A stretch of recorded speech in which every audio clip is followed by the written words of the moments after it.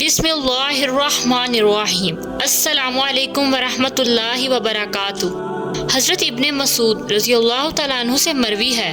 کہ رسول پاک صلی اللہ علیہ وآلہ وسلم نے ارشاد فرمایا، سچائی کو اپنے اوپر لازم کر لو، کیونکہ سچ نیکی کی راہ دکھاتا ہے اور نیکی جنت کی راہ دکھاتی ہے، اور انسان مسلسل سچ بولتا رہتا ہے یہاں تک کہ اللہ کے ہاں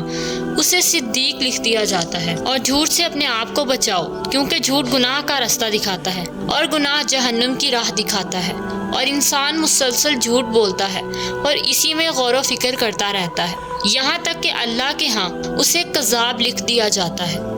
عبد الرحمن بن ابی لیلہ رضی اللہ تعالیٰ عنہ بیان کرتے ہیں کہ ایک مرتبہ حضرت ابو موسیٰ رضی اللہ تعالیٰ عنہ حضرت امام حسن رضی اللہ تعالیٰ عنہ کی عیادت کے لیے آئے۔ حضرت علی رضی اللہ تعالیٰ عنہ نے ان سے فرمایا،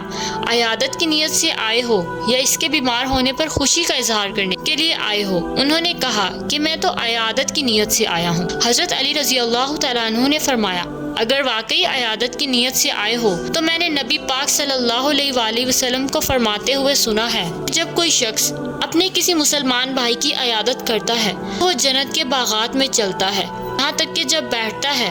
اس کے بیٹھنے پر اللہ کی رحمت اسے ڈھانپ لیتی ہے، پھر اگر صبح ہو جائے تو شام تک، اور شام ہو جائے تو صبح تک 70,000 فرشتے اس کے لیے دعائیں مغفرت کرتے رہتے ہیں۔